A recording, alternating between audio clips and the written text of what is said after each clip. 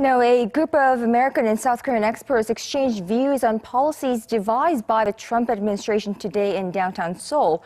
Our Hye-sung shares with us their insights from the 5th Korea Research Institute for National Strategy-Brookings Joint Conference. An immigration ban and threats of a currency war. The first 3 weeks of Donald Trump's new administration have sparked uncertainty across the world. Over 200 government officials, scholars, and experts on Northeast Asia gathered at the conference in Seoul on Wednesday to discuss the prospects for cooperation between Seoul and Washington under the new U.S. administration. Experts said the security relationship between Seoul and Washington, which is tied up in the North Korea threat, will make Trump's policy toward South Korea, and particularly his military policies, similar to those of previous U.S. administrations, as evidenced by Defense Secretary James Mattis' visit to Seoul last week. The nuclear issue is right now more serious than it's ever been.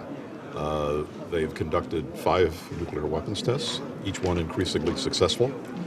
They are now working to develop a long-range missile, an ICBM. It's going to be really important for the United States and the South Korean government together to develop the specifics of the game plan. Additional isolation, additional pressure, additional sanctions, additional exercises, all done in a much more intense and focused way.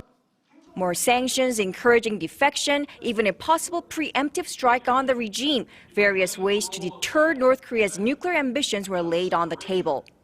Those gathered also discussed President Trump's protectionist stance, like accusing China and Japan of currency devaluation, which has raised concerns within South Korea about its economic relations with the U.S., its second largest trading partner.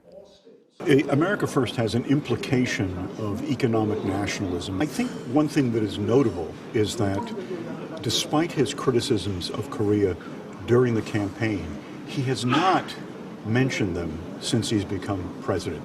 And I think part of that is because he has become convinced that there are real security dangers here in Korea. He doesn't want to undermine that. Despite the political uncertainties in South Korea and the changes in the U.S. government, the experts all agreed that, as history shows, nations with strong allies thrive and those without them wither. And that a strong Seoul-Washington alliance is in each other's national interest. Hye-sung, Arirang News.